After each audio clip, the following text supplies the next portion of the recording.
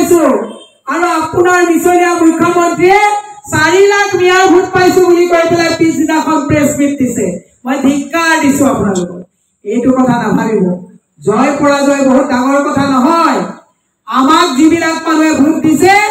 আপোনাৰ আঁচনিক অংগুষ্ঠ যন্ত্ৰ দেখুৱাই ভৱিষ্যত প্ৰজন্মৰ স্বাৰ্থত আমাক ভোট দিছে আৰু আপোনাৰ যিবিলাক মানুহে ভোট দিছে পাকঘৰত ৰেচন নাই বিল দিবলৈ পইচা নাই উপায়হীন হৈ ভয় আৰু ভীতিত তেওঁলোকে ভোট প্ৰদান কৰিছে এইটো নাভাবিব সদায় কাৰণে হ'ব মই হিমন্ত বিশ্ব শৰ্মাক মনত পেলাই দিব বিচাৰিছো আপুনি হিটলাৰৰ থিয়ৰি লৈছে যে বাৰে বাৰে মিছা কৈ মিছা কথাটো সঁচা কৰিব অসমৰ ৰাইজে চেলেঞ্জ পাৰি দিয়া মুখ্যমন্ত্ৰীকো কিন্তু অখ্যাত মানে নস্বাত কৰিছে আপুনি সেই চেলেঞ্জ পাৰি দিয়া মুখ্যমন্ত্ৰীজনতকৈ উদ্ধত নহয় তেওঁকো কিন্তু মানুহে ক্ষমতা দিছে আৰু দিছে মই সেইকাৰণে আপোনাক এটা কথা মনত পেলাই দিছো ওয়াইজ পিপল অলৱেজ ফৰগিভ ইংৰাজীত কথা এষাৰ আছে যে ওয়াইজ পিপল অলৱেজ ফৰগিভ যিজন জ্ঞানী মানুহ তেওঁক ক্ষমাদান কৰে আৰু হিমন্ত বিশ্ব শৰ্মা এনেকুৱা জিদ্দি মানুহ জিদ পুৰাবৰ কাৰণে কবৰ স্থানতো তেওঁ মানে চিপ্ৰাং মাৰি দৰকাৰ হ'লে ডেড বডি উলিয়াই জিদ পূৰণ কৰা আহুৰিক যিটো তৃপ্তি তেওঁক পৰিহাৰ কৰিবৰ কাৰণে নলবাৰীৰ পৰা মই আহ্বান জনাইছো আৰু জয়ন্ত মল্ল বৰুৱা ডাঙৰীয়াক কৈছো এই যে নলবাৰী ডেভেলপমেণ্টৰ নামত ঠিকাদাৰৰ লগত যিটো 60-40 কৰি ইয়াতে কম মানদণ্ডৰ যে ৰড লগাই যে নলবাৰীত যে ড্ৰেইনবোৰ বনাইছে নলবাৰীৰ ৰাইজে এই গোটেইবিলাক ভিডিঅ' কৰি আমালৈ পঠাইছে যোৱাকালি যেতিয়া নলবাৰী আহিম বুলি ক'লো আপোনাৰ এই কুকীৰ্তিবিলাক আমালৈ পঠাইছে যে গুৰু ৰাখে একেবাৰে দিলিছে গোটেই নলবাৰীৰ নামত আজি তাৰিখত নলবাৰীৰ ৰাইজে অপমানবোধ কৰিছে যে ইমান এজন লোভীয়া মন্ত্ৰী আছে যে নলবাৰী অসমৰ উন্নয়নৰ কথাটো পিঠি দিছে নলবাৰীৰ মানুহকো ৰাম ঠগন দিছে অত্যন্ত দুৰ্ভাগ্যজনক কথা আজি টিহুত প্ৰায় 1,04,000 মান আমাৰ মহিলা আছে তাত আমাৰ ৰাতুল পাটৰীয়া ডাঙৰীয়াই কৈছে মাত্ৰ 27,000 অৰুণোদয় পাইছে 98,000 মহিলা আপোনাৰ সমষ্টিটোৰ ভোটাৰ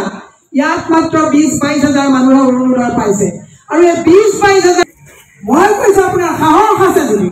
কংগ্ৰেছ একদিনত শেষ কৰিব নালাগে সাহস আছে যদি একদিনত অৰুণোদয় দিয়কচোন আমিতো পইচা দি আছো আপোনালোকে এটা কথা জানি ভয় খাই যাব আমাৰ মানুহে বুজি নাপায় নিজৰ ক্ষমতাটো হিমন্ত বিশ্ব শৰ্মাৰ গাড়ীৰ তেলৰ পইচা এই বিতুমণি বাইদেউৰ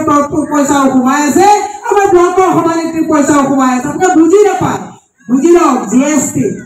দিয়া লাইটো কিনোতে জিএসটি হাৱাই চেণ্ডেলটো কিনোতে জিএসটি কফিনত দিয়া কাপোৰখন জিএসটি শ্মশানত যোৱা ঘি বটলটোৰ জিএসটি এইবিলাক যে আমি দি আছো এইবিলাক পইচাৰে তেওঁলোকে আত্মসাৎ কৰি ৰং ৰহস্য কৰি ঘূৰি ফুৰিছে আৰু নৰেন্দ্ৰ মোদী সবকা সাথ সবকা বিকাশ হ'ব বুলি কয় অসমৰ জিএসটিৰ প্ৰায় 1 লাখ কোটি টকা 1 কোটি 2 কোটি নহয় দেই 1 লাখ কোটি টকা আমাৰ জিএসটিতে অনাদায় আছে এতিয়া দিব পৰা নাই মই এতিয়া অমিত শাহক বেছি দীঘলীয়া নকৰি দুটা কথা সুধিব বিচাৰিছো বাকি আৰু ফাকি হিমন্ত বিশ্ব শৰ্মাই কৈছে স্যাটেলাইট পঢ়াম বুলি কৈ ফাকি দিব আহিছে স্যাটেলাইট পঢ়াম বুলি কৈ পেলাই তুমি কি বাংলাদেশে ধৰিম বুলি ফাকি দিব আহিছে বিজ্ঞানীয়ে কৈছে যিটো স্যাটেলাইট পঢ়ালে মানুহ ধৰিব পাৰিব কিন্তু 36,000 কিলোমিটাৰ ওপৰত থাকিব জুম কৰিলে মানুহ ধৰিব ইয়াত নোৱাৰে আৰু হিমন্ত বিশ্ব শৰ্মা আমাক কৈছে স্যাটেলাইট পঢ়ি আপোনাৰ কৰিমগঞ্জ আৰু এইবিলাক হাইলাকান্দি আমাৰ বৰ্ডাৰ বিলাকত তেওঁ স্যাটেলাইটৰ জৰিয়তে বোলে বাংলাদেশী ধৰিব মই হিমন্ত বিশ্ব শৰ্মাক কৈছো ৰেথৰ মাইনিং যে চলি আছে অবৈধ মাইনিং তাত মাইনিঙৰ চৰ্দাৰকেইটা ধৰিব পাৰিব নে নোৱাৰিব স্যাটেলাইটটো হৈছে বাকি আৰু ফাকি কাৰণ এবছৰ আছে নিৰ্বাচনলৈ স্যাটেলাইটৰ কথা নাই টুইটাৰৰ কথাটো যেনেকুৱা সঁচা এই স্যাটেলাইটটো তেনেকুৱাই সঁচা টুইটাৰো মিছা স্যাটেলাইটটো মিছা এতিয়া অমিত শাহক মই এটা প্ৰশ্ন কৰিব বিচাৰিছো তেওঁ আহিছে পুলিচৰ আধুনিকৰণ কৰিবলৈ আহিছে তেওঁ পুলিচৰ যে আধুনিকৰণ কৰিব আহিছে মই প্ৰথম এটা কথা সুধিছো যে বতৰটো যোৱা নিৰ্বাচনৰ আগত কৈছিলে যে বানপানী প্ৰতিৰোধ কৰিবৰ কাৰণে তালাব খান্দি আধুনিকভাৱে টেকনলজি লগাই বানপানীৰ পানীবিলাক তাত ৰাখি বানপানী মুক্ত অসম কৰিব বাকী আৰু বাকী এই তালাববিলাক ক'ত আছে কোনোবাই দেখিছে নেকি গতিকে মই সেই প্ৰশ্নটো সুধি তেওঁক এটা কথা সুধিব বিচাৰিছোঁ এতিয়া নিৰ্বাচনলৈ মাত্ৰ এবছৰ আছে নৰেন্দ্ৰ মোদী ডাঙৰীয়া আহি পেলাই বোলে আমাক আকৌ 3 লাখ কোটি টকা তেওঁ অনুদান দিব হেৰৌ 3 লাখ কোটি টকা আমাক নালাগে আমাৰ যে জিএসটি পইচা 1 লাখ কোটি টকা দিবলৈ বাকী আছে সেইটো আমাক ঘূৰাই আৰু সাহস আছে যদি মই সবকা সাথ সবকা বিকাশ কৰা এই চৰকাৰখনক কৰিব বিচাৰিছোঁ বস্তুৰ যিটো অত্যাৱশ্যকীয় সামগ্ৰীৰ যিটো দাম বৃদ্ধি হৈছে আকাশলংঘী পাৰা যদি কমোৱা সেইবিলাক কৰিব নোৱাৰা কংগ্ৰেছৰ ঘৰত 2-4টা বিভীষণ ভৰাই থৈছা কংগ্ৰেছৰ ঘৰ ভাঙিব লাগে কংগ্ৰেছৰ ঘৰ ভাঙিবলৈ যাওঁতে যাওঁতে এইবিলাকৰ চবৰে পৰিয়ালবিলাক তাহাঁতৰ কিয়ে কৈছে ক'ত মহিলা গৈছে পুৰুষ গিৰিয়েকে নাজানে গিৰিয়েকে কি কৰিছে ঘৈণীয়েকে নাজানে ওৰা মই তোমালোকক এটা কথা অনুৰোধ জনাইছোঁ আমাৰ ঘৰ ভাঙিব নালাগে নিজৰ ঘৰখন চম্ভালা আমাৰ ঘৰ ভাঙিব নালাগে কাৰ ল'ৰা ছোৱালী ক'ত ৰিহে মানে চম্ভালি ল'ব আৰু কংগ্ৰেছতো যদি তেনেকুৱা হিমন্তৰ এজেণ্ট আছে মই কৈছোঁ সাৱধান সাৱধান জনতা সব দেখতে সব সমজতে মই সেইকাৰণে কৈছোঁ যিসকল আস্থা আৰু নিষ্ঠাৱান লোক আছে আপোনালোকক মই কৈছোঁ ঘৰে ঘৰে আপোনালোকে নিষ্ঠাৰে আপোনালোকে ব্লক সভাপতিসকল মণ্ডল সভাপতিসকল বুথৰ সভানেত্ৰীসকল সকলোৱে আজি তাৰিখত সংকল্প লওক যে আমাৰ সন্মুখত থকা যিটো প্ৰকাণ্ড বিপদ মুখ্যমন্ত্ৰী আমাৰ বিপদ আৰু এইবিলাক যিবিলাক আপদ আছে এই আপদ আৰু বিপদৰ পৰা পৰিত্ৰাণ পাবলগীয়া হ'লে নিশ্চয় পঞ্চায়ত নিৰ্বাচন ৰাভা আসন নিৰ্বাচন ২৬ৰ নিৰ্বাচনৰ কাৰণে প্ৰত্যেকজন আমাৰ যোদ্ধাই আজিৰ পৰা ভৱিষ্যত প্ৰজন্মৰ সুৰক্ষাৰ স্বাৰ্থত দুখ লাগে সচলত মেট্ৰিকত ষ্টেণ্ড কৰা পলিটেকনিকৰ প্ৰফেচৰসকলে আজি তাত তেওঁলোকে আজি হিয়া ধাতুৰি কান্দিবলগীয়া হৈছে শিক্ষামন্ত্ৰীয়ে কয় তোমালোকে হাজিৰা কৰা নহ'লে তোমালোকে বিহাৰত যোৱা দুৰ্ভাগ্যজনক কথা এওঁলোকে জাপানৰ পৰা টেকনলজি অনাৰ কথা কয় কিন্তু আমাৰ ইয়াত থকা ল'ৰা ছোৱালীৰ কি অৱস্থা হৈছে এই কথাত প্ৰশ্ন নকৰে মই আই মাতৃসকলক কৈছোঁ মহিলা শক্তি মহিলা লক্ষ্মী মহিলা বুদ্ধি কিন্তু আজি তাৰিখত মই অতি দুখেৰে কৈছোঁ এই শক্তি বুদ্ধি আৰু লক্ষ্মীয়ে নিজৰ বুদ্ধি ভ্ৰষ্ট হৈছে এই যে বিপদকালে বিনাশকালে বিপৰীত বুদ্ধি মহিলাই দুৰ্নীতিৰ পিছত দৌৰি দৌৰি ল'ৰা ছোৱালী আজি তাৰিখত অৱস্থা নাইকিয়া হৈছে ল'ৰা ছোৱালী ড্ৰাগ খোৱাৰ অৱস্থা নাইকিয়া হৈছে ল'ৰা ছোৱালী আজি তাৰিখত নিচাযুক্ত হৈছে ৰাস্তাত আজিকালি তাৰিখত ল'ৰা ছোৱালী আপুনি দেখিছে হোলীৰ নামত কিমান আজি তাৰিখত মানে অঘটন ঘটিছে সেইকাৰণে মই আচল পাতি মাতৃ সমাজক অনুৰোধ জনাইছোঁ যে হিমন্ত বিশ্ব শৰ্মা জয়ন্ত মল্ল বৰুৱা ডাঙৰীয়া পীযুষ হাজৰিকা এনেকুৱা মানুহৰ পাল্লাত পতিয়ন নগৈ যুৱ প্ৰজন্মৰ ভৱিষ্যতৰ স্বাৰ্থত মহিলা সুৰক্ষাৰ স্বাৰ্থত আমাৰ কৃষকসকলৰ সুৰক্ষাৰ স্বাৰ্থত ব্যৱসায়ীসকলৰ সুৰক্ষাৰ স্বাৰ্থত আমাৰ দোকানীসকল যিসকল আছে তেওঁলোকৰ সুৰক্ষাৰ স্বাৰ্থত আপোনালোকে সকলোৱে কিন্তু মহিলা আজি জাগিব লাগিব আৰু আমি মহিলা শক্তি জাগি ২৬লৈ এওঁলোকক দিছপুৰৰ পৰা যদি আমি উঠাই ফেকিব নোৱাৰোঁ আপোনালোক মোৰ লগত GMC বলক টকাৰ কাৰণে এনেকুৱা ধুনীয়া ধুনীয়া যুৱকে দৈনিক তেজ বিক্ৰী কৰিবৰ কাৰণে লাইন লগাই থাকিবলগীয়া অৱস্থা হৈছে দৈনিক ধুনীয়া ধুনীয়া যুৱকসকলে কিডনি ক'ত বিকিব পাৰি তাৰ কাৰণে অন্বেষণ কৰিবলগীয়া অৱস্থা হৈছে ধিক্কাৰ জয়ন্ত মল্ল বৰুৱা ধিক্কাৰ হিমন্ত বিশ্ব শৰ্মা ডাঙৰীয়া ধিক্কাৰ দিছোঁ শিক্ষামন্ত্ৰী ডাঙৰীয়া ধিক্কাৰ দিছোঁ চৰকাৰৰ চিণ্ডিকেটৰ চৰকাৰসকলক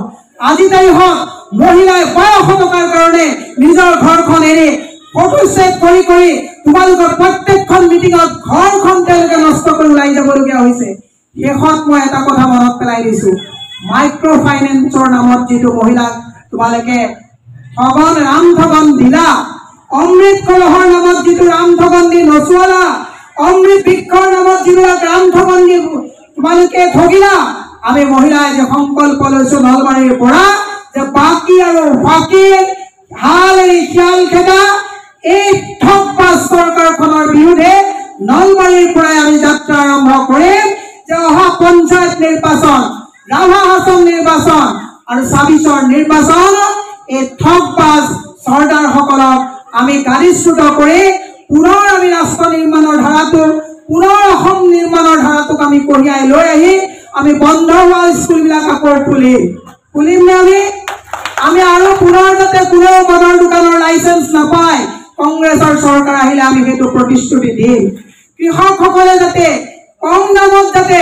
বীজ পায় বেছি দামত যাতে বজাৰত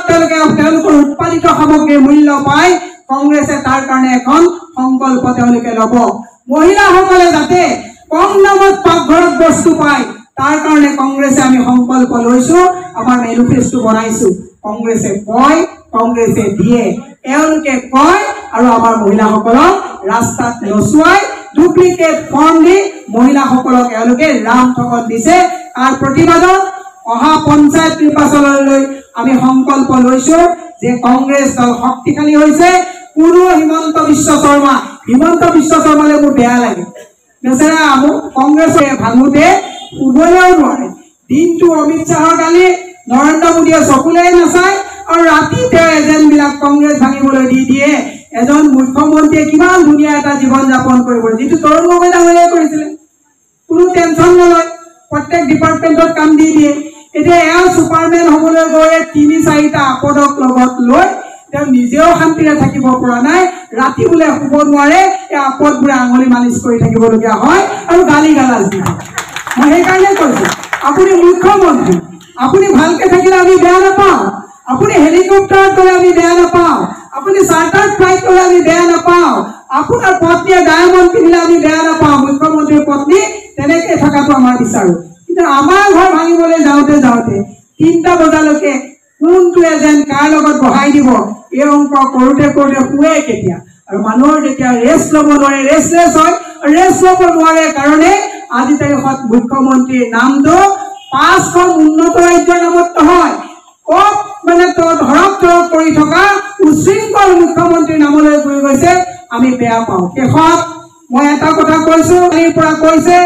যে আমি সামাজিক মাধ্যমত আমাৰ যিজন ল'ৰাই বেয়াকে কথা লিখিছিলে আমি বোলে তেওঁক প্ৰটেকশ্যন দিব গৈছো নাই দিয়া যিখন দেশৰ প্ৰধানমন্ত্ৰীয়ে কয় কোন বিভাগ কা পাছ পইচা যাতা হে ও দিদি যিখন ৰাজ্যৰ মুখ্যমন্ত্ৰীয়ে কয় যে ৰাহুল গান্ধীৰ পিতৃৰ পৰিচয় কি আমাক DNA টেষ্ট কৰিব লাগিব গতিকে এনেকুৱা উশৃংখল মানুহ যিজন মুখ্যমন্ত্ৰীয়ে শিক্ষাবিদ হীৰেন গোহাঁইক কয় এইটো মাল কৰ পৰা তপকিল তাত যুৱ প্ৰজন্মই অশিষ্টাচাৰ উশৃংখল এটা বাতাবৰণলৈ গতি যে কৰিছে এইটো মুখ্যমন্ত্ৰীয়ে অনুধাৱন কৰিলে ভাল নহ'লে এদিন তেওঁ পুত্ৰই ক'ব এই মালটোৱে বহুত অসুবিধা কৰি আছে বুলি তেওঁ পুত্ৰই ক'ব মই নাপায় মই ইমান উশৃংখল কথা কয় তেতিয়া যুৱ প্ৰজন্মৰ কোন দিশে গতি কৰিব এক ভয়ংকৰ বিপদ কোনো এনেকুৱা ধৰণৰ যদি বাতাবৰণ থাকে কোনো মাতৃ পুত্ৰৰ ওচৰত ভৱিষ্যতে কিন্তু মানে বহুত প্ৰশ্নৰ সন্মুখীন হ'বলৈ লাগিব সেইকাৰণে মুখ্যমন্ত্ৰীক কৈছো আপুনি আজিৰে পৰা আপোনালোকে এনেকুৱা উশৃংখল কথা কোৱা বন্ধ কৰক অশোক সিংহলে ভাওনাক লৈ যেতিয়া অপমান কৰিছিলে আপুনি